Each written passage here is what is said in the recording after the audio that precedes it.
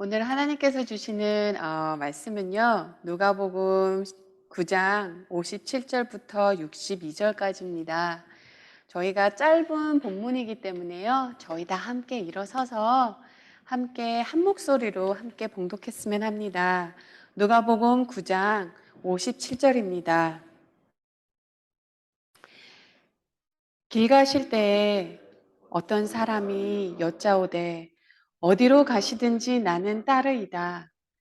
예수께서 이러시되 여우도 굴이 있고 공중에 새도 집이 있으되 인자는 머리 둘 곳이 없도다 하시고 또 다른 사람에게 나를 따르라 하시니 그가 이르되 나로 먼저 가서 내 아버지를 장사하게 허락하옵소서. 이르시되 죽은 자들로 자기의 죽은 자들을 장사하게 하고 너는 가서 하나님 나라를 전파하라 하시고 또 다른 사람이 이르되 주여 내가 주를 따르겠나이다마는 나로 먼저 내 가족을 작별하게 허락하소서. 예수께서 이르시되 손에 쟁기를 두고 뒤를 돌아보는 자는 하나님의 나라에 합당하지 아니하니라 하시니라. 푸른 마르고 꽃은 시드나 하나님의 말씀은 영원히 서리라. 아멘. 자리에 앉으셔도 됩니다. 기도하겠습니다. 하나님 아버지, 감당할 수 없는 자리에 제가 섰나이다. 제 스스로도 지키지 못하는 말씀을 전해야 되옵니다. 주님, 위선자로 만들지 말아 주옵소서. 본문에 집중하게 하시고 우리의 마음을 진리로 다시 한번 밝은 빛을 비춰 주옵시고 우리의 죄악을 다시 한번 비춰 주옵시며 우리도 우리 스스로 보지 못했던 우리 안에 깊이 있는 내면을 보게 하여 주옵소서. 세상 것들에게 마음을 빼앗겨 하나님보다 하나님이 주시는 복에만 집중하는 모습을 봅니다. 이 땅의 것만이 전부가 아님을 깨닫고 하나님 나라를 바라볼 수 있는 지혜를 주옵소서. 아멘. 주님의 은총과 평강이 성도님들과 함께하기를 기도합니다. 전에 세상 사람들이 종교인들을 바라보는 시선이 어떠한지에 대해서 조사가 있었습니다.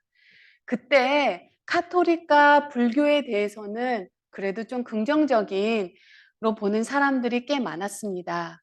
그런데요, 개신교에 대해서는 이미지가 아주 나빠졌다는 것을 우리가 알 수 있습니다. 사람들은 개신교인들을 만나기 싫다고 개신교인들을 하면 배타적이고 위서적이라고 합니다. 즉, 말과 삶이 다르다는 거예요. 영화를 보면 위선자의 상징으로 개선교인들이 좀 많이 나오는 걸 봐요. 그런 거 보면 사실 저 좀 되게 마음이 속상해요. 어떻게 보면 매스컴이 너무 한쪽으로 이끄는 것 같기도 하고 잘 알지도 못하면서 말을 하는 것 같아 속이 상합니다. 물론 기독교 역사는 부끄러운 것도 많지만요. 널리 알려지진 않았지만 아무도 알아주지 않는 곳에서 이름도 없이 섬기는 수많은 희생과 사랑과 자신을 내어주는 사랑이 있습니다. 저는 그런 거 영화에서 그런 거 나올 때요. 사람들이 7천 미라클 이런 것 좀 많이 보고 국화집 국수집인가요? 요즘에 한국에?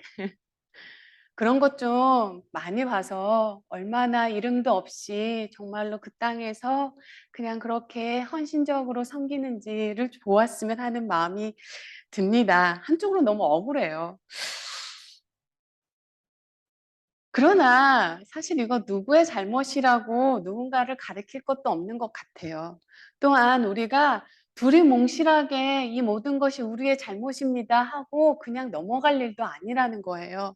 반드시 거기에는 그렇게 만든 사람이 있다는 것입니다. 오늘날의 한국 교회는 상당히 싸늘한 취급을 받고 있는 게 사실입니다. 사실 미국에서도 설문조사가 있었습니다. 한국에서도 있었고요. 교회 다니는 사람과 교회 다니지 않는 사람의 직장 생활 태도를 보았을 때 다른 게 없었다고 합니다. 왜 우리는 예수를 사랑한다고 하면서 예수를 따르지는 않고 주님을 닮고 싶다고 한다면서 한사코 희생은 피하려고 하는 걸까요? 그리고 어떻게 하면 우리는 예수 그리스도를 경배하는 것을 멈추고 예수 그리스도를 따라갈 수 있을까요? 여기 뒤에 책이 준비되어 있습니다. 펜인가 제자인가 한국어 원도 있으니까요. 꼭 한 권 가져가셔서 읽어보시기 바랍니다. 우리가 다 예수를 믿는다고 합니다. 우리가 예수를 믿는다는 라는 것은요, 예수님이 나의 죄를 대속하셔서 하시기 위해 십자가에 죽으시고 피 흘려 죽으심으로 내가 구원받은 사람임을 믿는 것입니다. 그리고 이게 모두 주님의 덕분입니다. 라고 얘기하는 게 경배하는 태도입니다. 이것은 옳은 일이고 중요한 일이다. 그러나 기독교인들에게 정말 중요한 것은 뭐냐면요. 그 사랑의 빚을 졌다고 하는 사실이 분명하다면 사랑의 빚진 자, 우리에게 요구하고 있는 것은 무엇이냐는 것입니다. 복음은요, 우리가 구원받은 데서 끝나지 않습니다. 우리가 구원을 받는 것은요, 하나님의 영이 하시는 일입니다. 하나님의 말씀이 선포되었을 때 우리 안에서 하나님의 영께서 우리를 살리십니다. 우리에게 새로운 밝은 빛을 조명하게 하사 하나님이 싫어하시는 거 우리도 싫어하게 하시고 하나님이 사랑하시는 거 우리도 사랑하게 하십니다. 그렇게 우리가요, 점점 변해서 세상에 교회 다니는 사람들의 모습이 아닌 예수님을 닮는 것입니다. 그게 하나님의 목적이고, 그게 우리를 택하시고 부르신 이유입니다. 바로 주님 닮게 하는 것. 주님을 따르는 삶 사는 것입니다. 그리고요, 주님을 따르는 그 길을 간다는 것은요, 수고를 하지 않으면 안 됩니다. 뭔가 희생하지 않으면 안 됩니다. 뭔가 헌신하지 않으면 안 됩니다. 그리고 이것은 우리의 욕망을 거스리는 거예요. 내 욕망은 내가 편안해지는 거고, 내가 대접받는 거고, 남보다 높임받는 건데, 예수 그리스도가 우리에게 요구하는 것은 너희 중에 으뜸이 되려 하는 자는 모든 사람을 섬겨야 한다고 하셨습니다. 그런데 이건 어려워요. 수고가 따르는 일이에요. 그렇게 사람들은 예수님을 따르는 삶은 너무 힘이 들어. 얘기하고 그렇게 하는 대신 뭐를 하냐면요. 주님 영광 받으소서. 주님 높여만 드리는 것입니다. 그것을 팬이냐 제자이냐 책에서는 이런 사람들을 예수님의 팬이라고 합니다. 팬은 희생 없이 즐기기만 원한다고 합니다. 믿음에는 대충 건성으로 믿으면서 복은 다 받으려고 한다는 것입니다. 그 책에 이런 말이 나와 있어요. 팬은 따라가지 않고 주춤거립니다. 그렇다고 해서 예수님과의 관계를 원하지 않는 것은 아닙니다. 단지 상처받거나 희생하거나 모험까지 할 생각은 없을 뿐입니다. 이게 오늘날의 교회를 만들었어요. 믿는다는 고백만 있을 뿐 예수 그리스도를 따라 살고자 하는 결단은 없는 것. 바로 이것이를 디트리트 바너펄이 말하는 값싼 은혜입니다.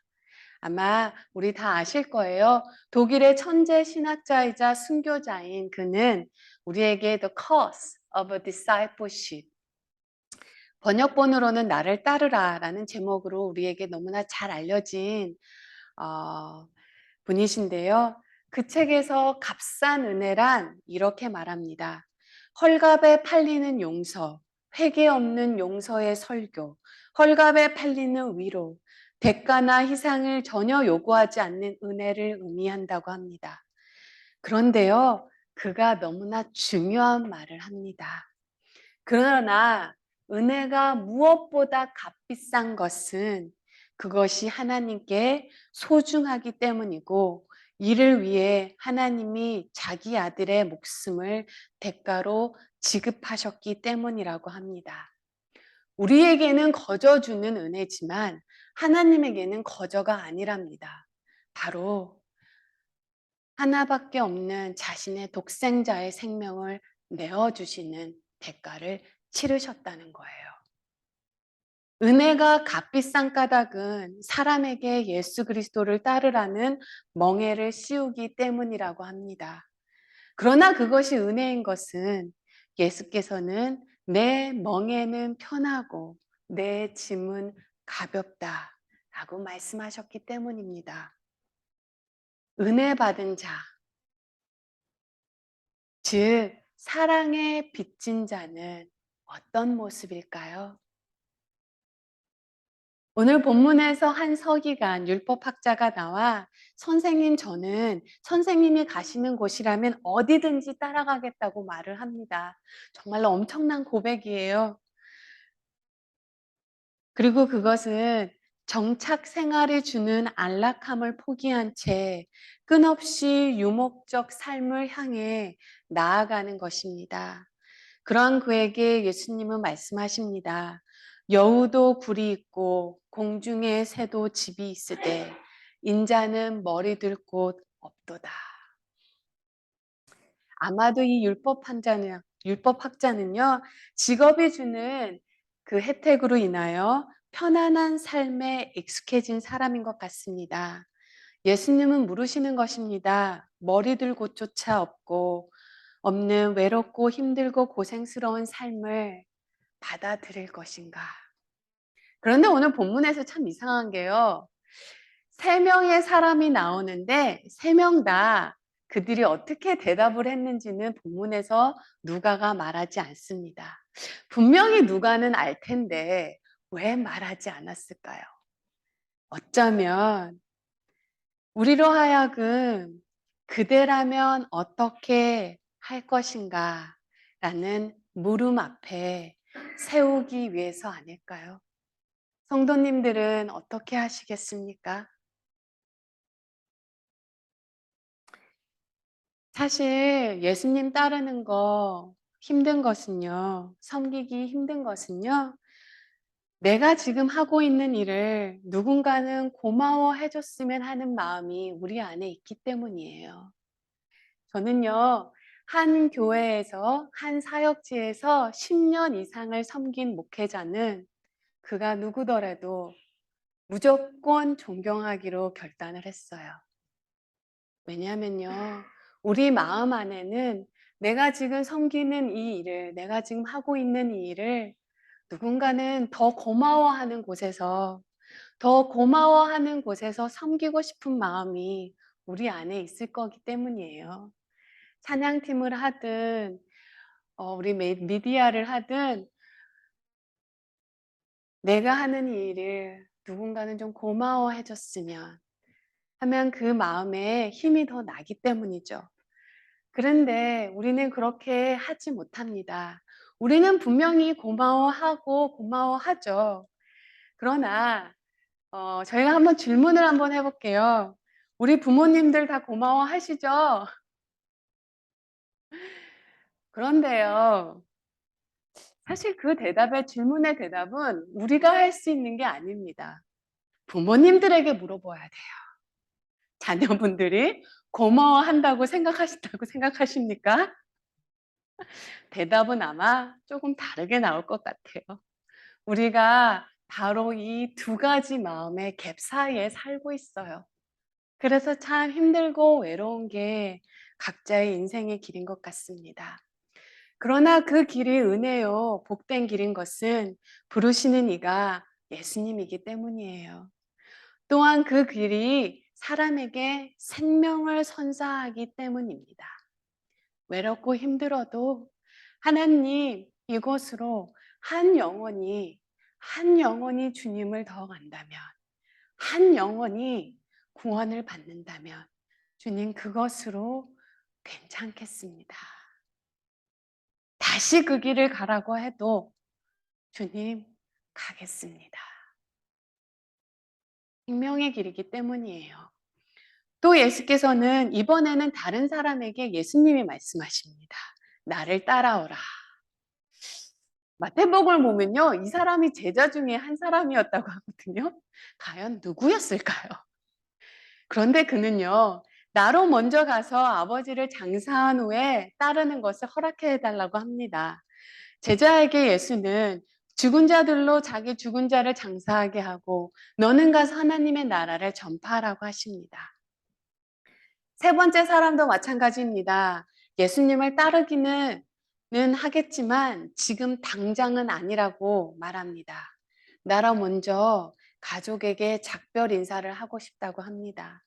주여, 내가 주를 따르겠나이다만 나로 먼저 내 가족을 작별하게 허락하소서. 이 역시 합당한 요구처럼 보입니다. 그러나요, 물론 그때 당시의 문화가 가족과 이별을 할 때, 요즘 시대로 말하면 이민을 가거나 이렇게 할 때요, 곧바로 그냥 인사하고 오는 게 아니라 몇 주간을 걸쳐서 이별 파티를 치러야 했기 때문에 오랜 시간을 걸린다는 것을 감안합니다. 그런데도 예수님한테는 이게 먹혀 들어가지 않았어요. 예수님은 말씀하십니다. 손에 쟁기를 잡고 뒤를 돌아보는 자는 하나님의 나라를 합당하지 아니하니라 하시니라. 예수님은요, 밭을 가는데 집중하지 않고 자꾸만 뒤를 돌아보는 사람들을 비유하시는 것입니다.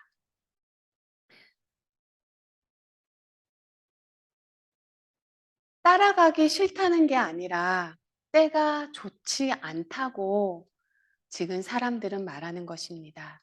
절대 안 됩니다가 아니라 지금은 안 됩니다라고 말하고 있습니다. 예수님을 안 따르겠다는 말이 아닙니다. 단지 조금만 미룰 뿐입니다. 그러면서 우리 안에는요, 죄책감이 조금 사라지죠.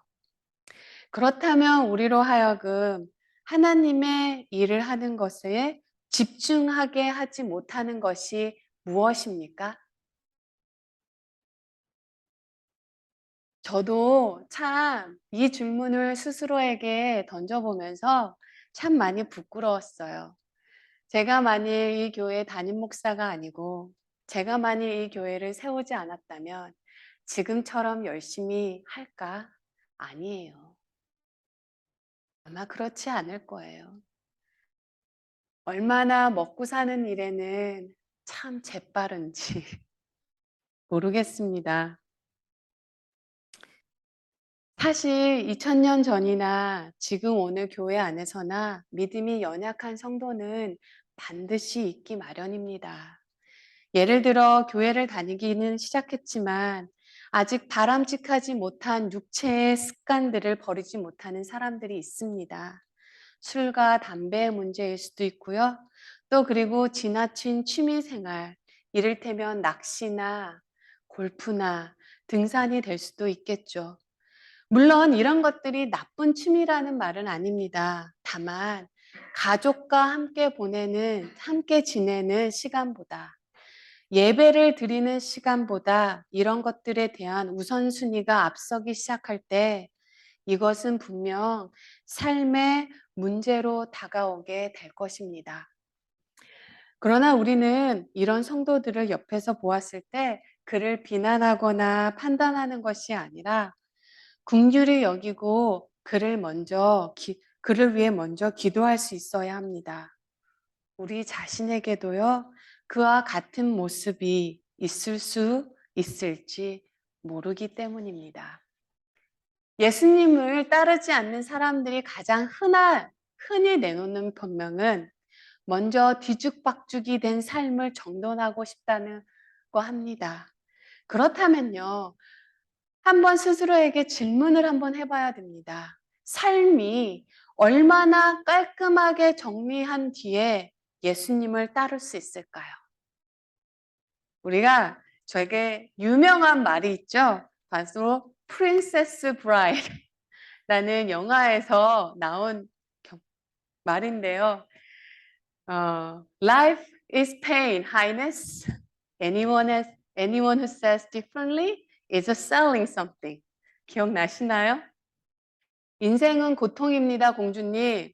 만일 누군가 다르게 말한다면 그 사람은 당신에게 무엇인가를 팔려고 하는 것입니다. 우리 삶 속에서 걱정, 삶의 문제, 염려거리가 없었던 적이 한 달에도 있었던가요? 해결해야 할 문제가 없었던 때가 있었던가요? 아이가 어려면 어린 대로 힘들고요. 학업 문제, 취업 문제, 먹고 사는 문제, 육아 문제, 건강 문제, 직장 문제. 어느 정도 해결하고 보니까 노후 문제가 있네요. 그것뿐입니까? 한국에서는요. 청년들이 아이를 결혼을 안 하고 아이를 안 낳는 이유가 한국은 내 학업 문제, 내 취업 문제, 결혼 문제, 육아 문제 해결해 놓으면 내 자식의 취업 문제, 결혼 문제, 육아 문제까지 책임지라고 한다고.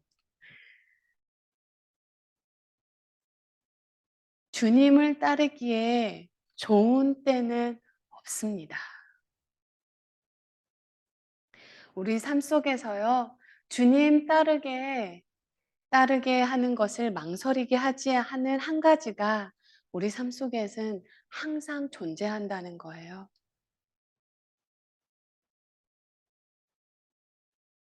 주님 따르는 거 더 쉬워지지 않습니다. 교회 나가는 거 더 쉬워지지 않아요. It never get easier. 본문에서 말합니다. 지금은 아니라고. 그래서 우리는요, 선한 일을 할 때 하지 말자고는 하지 않습니다. 다만 지금은 때가 아니라고 합니다. 선교하지 말자고 하지는 않습니다. 좀 더 기다려보자고 합니다.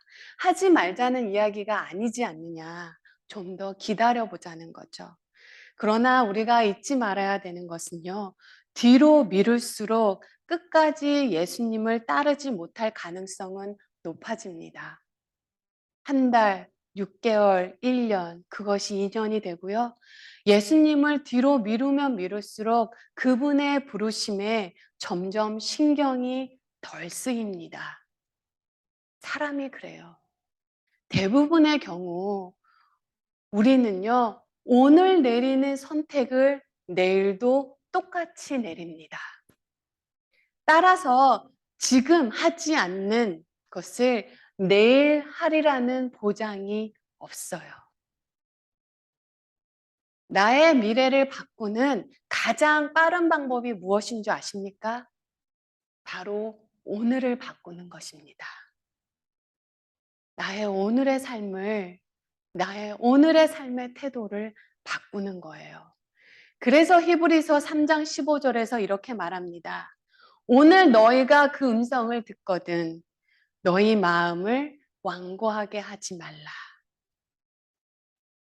우리가요, 깍쟁이처럼 손이익을 따지다 보면요, 선한 일을 행할 기회를 놓치고 맙니다. 그래서 유명한 말이 있죠. 이 땅에서 볼 수 없는, 흔하게 찾아보기 어려운 두 가지가 있다고. 하나는 교만하지 않는 젊은이와 또 다른 하나는 후회가 없는 노인들이다. 이렇게 삶은 후회로 채우게 됩니다. 작년인지 재작년인지 우리가 돈 룩업이라는 영화가 있었어요. 많은 사람들이 이 영화 이야기를 하는 것을 들었는데요. 어느 천문학자가 별을 관찰하고 있는데 그 해성 하나가 지구를 향하여 그 지구의 궤도를 향하여 있는 것을 발견합니다. 그 행성과 지구가 충돌하면 지구의 멸망이 올 수밖에 없는 다급한 상황이었어요. 그는 교수와 언론에도 알리고 정치권에도 더 알립니다. 그러나 누구 하나 그들의 이야기를 귀담아 듣는 이들이 없었어요. 책임이 있는 자리에 있는 사람들은요, 기다리며 상황을 지켜보자고 말합니다. 아직 시간이 있으니 천천히 생각해 보자고 합니다. 그러면서 오히려 사람들의 시선이 하늘을 향해 향하지 못하도록 don't look up 하면서 자신들의 야욕을 채우기 위해 사람들의 눈을 가립니다. 이게 바로 우리가 이 시대의 실상을 적나라하게 보여주고 있는 것입니다. 이런 시대에 우리가 살고 있어요. 그러나 이런 시대에 살고 있는 믿는 사람은, 예수를 믿는다는 사람은, 예수님을 믿는다는 것은 어떤 의미일까요?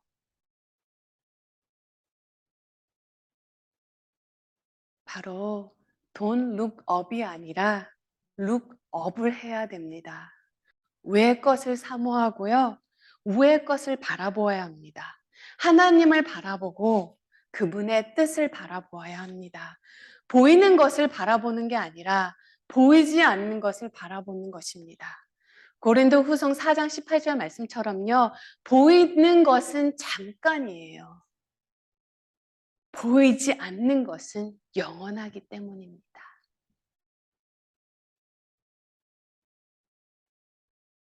에콰도르의 아우카 인디언들에게 복음을 전하다가 순교한 젊은 선교사 짐 엘리엇은 이런 말을 했습니다.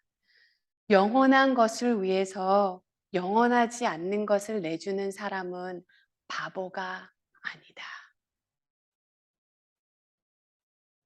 영원한 것을 위해서 영원하지 않는 것을 내주는 사람은 바보가 아니다. 우리는 바보일까요? 바보가 아닐까요? 사랑하는 성도 여러분, 십자가 은혜를 안다는 게 무엇일까요? 십자가 은혜를 안다는 것은요, 용서를 붙잡는 것입니다. 또한 용서를 붙잡되 자기 뜻대로 살기를 최종적으로 철저히 포기하는 것입니다. 십자가는 무엇인가요? 결국 자신을 내어주는 거예요. 한마디로 너를 살리기 위해서 내가 사서 고생하는 것입니다. 디트리히트 바너포의 말처럼요. 단 한 번이라도 하나님의 사랑을 보았다면 누구든지 낮은 곳으로 내려가 섬기려고 합니다. 예수를 믿는다는 것은요. 사서 고생하는 사람이 되는 거예요. 고생 그 자체가 좋다는 것은 아닙니다. 그러나 다른 사람들을 복되게 하기 위해 사서 고생하는 게 바로 예수님의 마음이라는 거죠. 누군가를 비난하기 앞서 그가 왜 아픔을 겪고 있는지를 보기 시작해야 하고 그 아픔을 덜어주기 위해 사랑의 수고를 다해야 하는 것이, 그래야 우리는 예수님을 따르는 사람이라고 말할 수 있습니다. 어거스틴이 이런 말을 했습니다. 우리 없이 세상을 창조하신 하나님은 우리와 함께 세상을 구원하기 원하신다. 십자가에 죽으시고 죽음에서 부활하시고 승천하신 예수 그리스도는 우리를 통해 그분의 뜻이 이 땅에 이루어지기를 원하세요. 바로 그것이 하나님의 이름이 거룩히 여김을 받으시는 것이며 주님의 나라가 이 땅에 이루어지는 것입니다. 바로 예수 믿는 사람이 한 영혼이 생명을 얻기 위해 이 세상에 주는 안정과 편안함을 떠나 고난당하고 핍박당할 때 세상은요, 그때 세상은 예수님이 이 세상에 주는 안정과 편안함보다 예수님 그분이 더 귀한 분임을 보게 됩니다. 마태복음을 보면요, 두 번째 사람이 제자 중에 한 사람이라고 했어요. 바로 아버지의 장례를 치르게 해달라고 한 자가 제자 중에 한 사람이었는데요. 그가 예수님을 따랐는지 안 따랐는지는 알 수는 없지만 그 제자의 가운데 그 제자가 자꾸 마음에 남더라고요. 사랑하는 성도 여러분, 우리가 인간이기에 복을 받아 누리는 일에 관심 있음을 너무나 잘 아세요. 예수를 따르던 12 제자들도 마찬가지였습니다. 오늘 본문이 나오기 바로 직전에만 해도요, 예수가 왕좌에 앉았을 때를 기대하며 자신들이 높은 자리에 앉을 미래를 소망했어요. 그런데 그들이 예수 그리스도가 이 땅에 온 목적을 알고 십자가의 의미를 알고 진정한 축복이 무엇인지 깨달은 후의 삶은 이전과 달랐습니다. 순교하기까지 결코 죽음을 두려워하지 않았고 십자가 복음을 전했습니다. 의심 많은 도마마저도요, 보고 만져보지 않으면 믿지 못하게 했던 그도요, 인도에서 구제 사역을 하다가 순교했다고 합니다. 왜냐하면 그들이 영원한 하나님의 나라를 바라보기 시작했기 때문입니다. 사랑하는 성도 여러분, 돈 룩업 아니에요. 룩업입니다. 용서를 붙잡되 자기 뜻대로 살기를 최종적으로 철저히 포기하는 사람. 우리가 진정 누릴 수 있는 가장 큰 축복, 바로 십자가 사랑을 의지하여 주님과 함께 그 길을 걷는 저와 여러분 되시기를 예수님으로 간절히 기도합니다. 기도하겠습니다. 하나님,